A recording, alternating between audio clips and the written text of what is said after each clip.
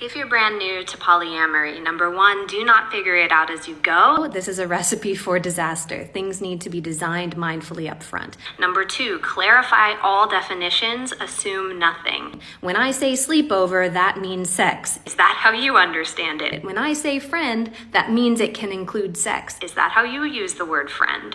You know, when we are designing a new relationship, we need to define what cheating is. We need to define what all these relationships look like, including our own. Do you want hierarchy? Do you want non-hierarchy? Anyone that you invite into your life needs to be fully aware of what they're consenting to, which means you also need to be able to describe it. Beyond that, get polyamorous platonic community members. We need people to talk to for support who understand what they're going through. Myself and many peers offer peer support for this reason. And beyond that, keep working on your own history of trauma and pain. This can only improve everyone's life. Oh, this whole subject is just stupid. It's ridiculous. I'm just gonna put it out there like that. And I'm gonna piss a lot of you ladies off. I honestly don't care. Probably piss off some of you fellas, still don't care.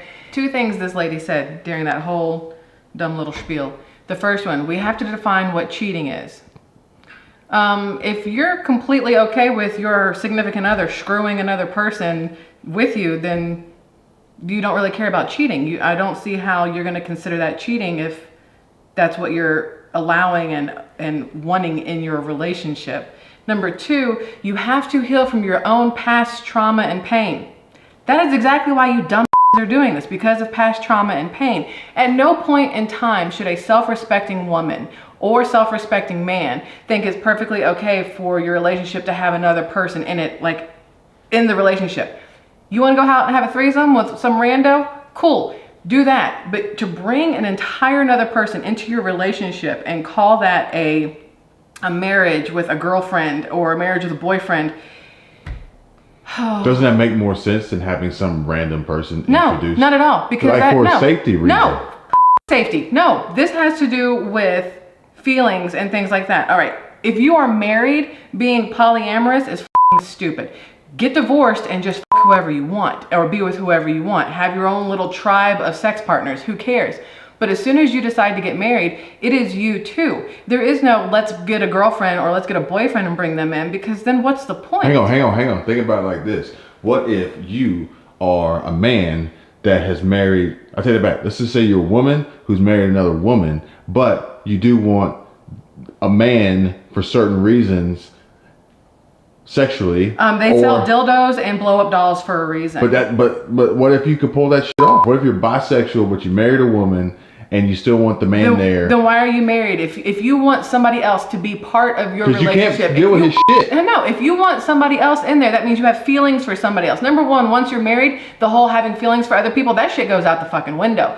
That's not even a thing. You don't spend enough time with somebody or look at them in a certain way to develop feelings to then want to say, hey, come be part of my marriage. What I hear from polyamorous people is that generally speaking, it's a guy with a bunch of women. So I hear that a man decided he wanted to something he saw on the side and convinced his low self-esteem wife that it was okay to bring him in. Yeah, well, whatever. But no, if the woman has feelings for the woman, they get married together. Then they're married. They're like, together. We don't want to fuck with this dude, but he needs to be around from time to time to do shit. You can have a male friend who can come in and change your light bulb. No, I'm not talking about that. I'm talking about, knocking the bottom out when they both need it. And you know what? Go buy a toy. That's all you need. You put it up on a liberator, stick it up on a wall in your shower, and you get your own bottom knocked out. You don't have to deal with somebody else. It's not cheating that way. I don't care what anybody says. The second you are married and you sleep with somebody else, you're cheating. It does not matter if you decide that, my wife said it's okay. If you're married and then y'all decide to have a threesome, is that cheating?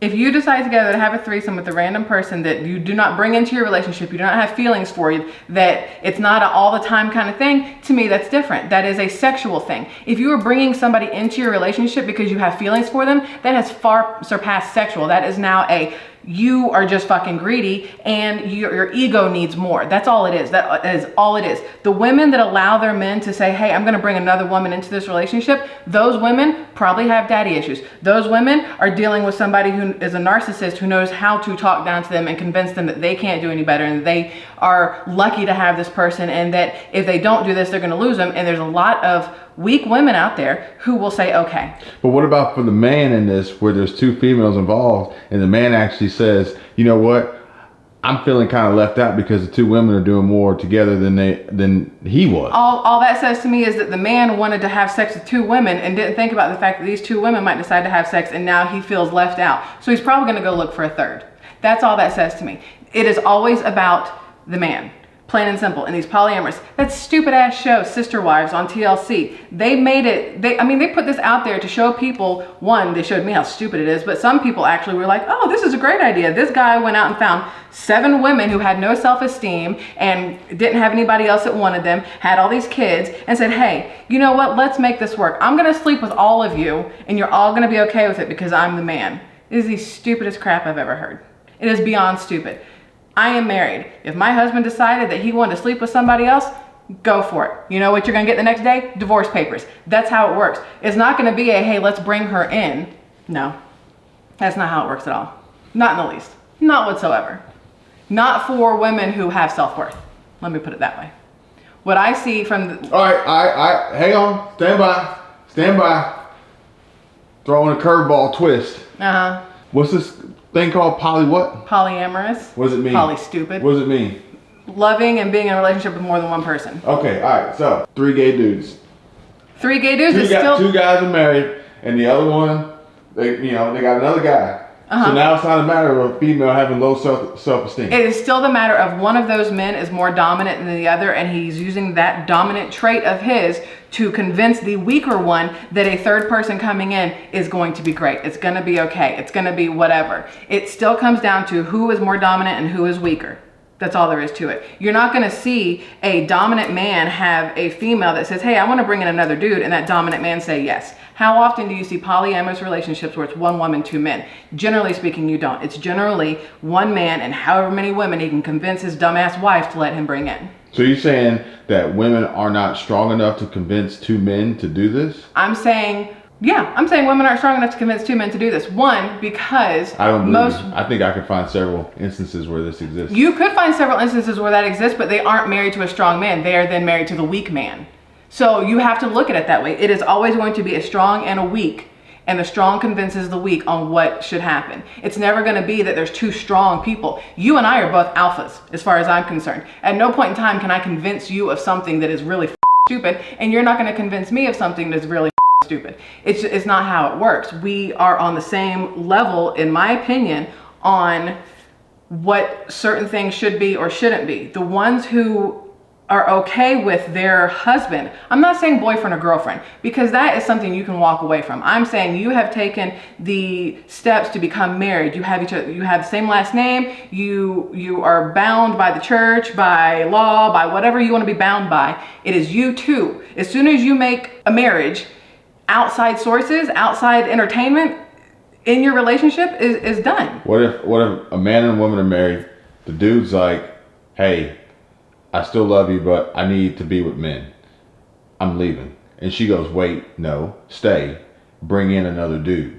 There's no dominance there. No. There's no dominance there. There's a compromise. That's not being in love with somebody either. But she loves him enough that she doesn't want him to go. No, she is weak enough that she would rather hold on to somebody who clearly does not want to be there if he's asking to be with somebody else. No, but he clearly told her in the beginning that he loves her and get a dick. Told her why. No, all he said was he wants to have sex. If he only wants to have sex, no, he didn't say that. If he wants to have sex with men, go get a toy. If he wants to be with another man, like have feelings for and be in a relationship with another man, sis, let him go. Oh, wait. So in your theory, then what would be acceptable would be for her to tell him it's cool for him to have sex with men, but not introduce it into a 3-way marriage scenario. If you're saying that 1, having sex with men doesn't make you gay, 2, go get a toy. So this is not a dominance and weakness in this poly relationship. This will be, okay, from time to time, you and you alone can go have sex with men. No. Don't bring it into... Not you and you alone. If you're going to go out and do some dumb shit, then she has the ability to go out and do I'm some not dumb saying shit. she doesn't, but I'm just saying, like, in order to keep this a marriage and not Yes. introduce a third party. Because open marriage is still its own stupid it's thing, like, but yes. So would that be okay? That one's a weird one. I'm not going to lie. I think that for me personally, this is a personal opinion. And if y'all don't like it, I really don't give a shit. My personal opinion is, if you came up to me tomorrow and said, hey, listen, I love you a lot, but I really want to be able to do all these things with other people. Cool. I really love you too. This has been a great journey that we've been on together. I will love you after we have divorced. Plain and simple. That's me. Other people might be too scared to say that. Other people might not be strong enough to say that. Other people might think that because they love them so much, giving somebody the freedom to go out and do all this stuff shows that they love them. But to me, it just shows that you're weak and you're scared to be without them and you don't know how to let go. It doesn't show that you love that person. It shows that you're too scared to be without that person. I think on the flip side, they could easily say that you would be weak and you were not strong enough to allow the alternative that didn't lead to divorce. You could say that. You'd be wrong, but you could say that.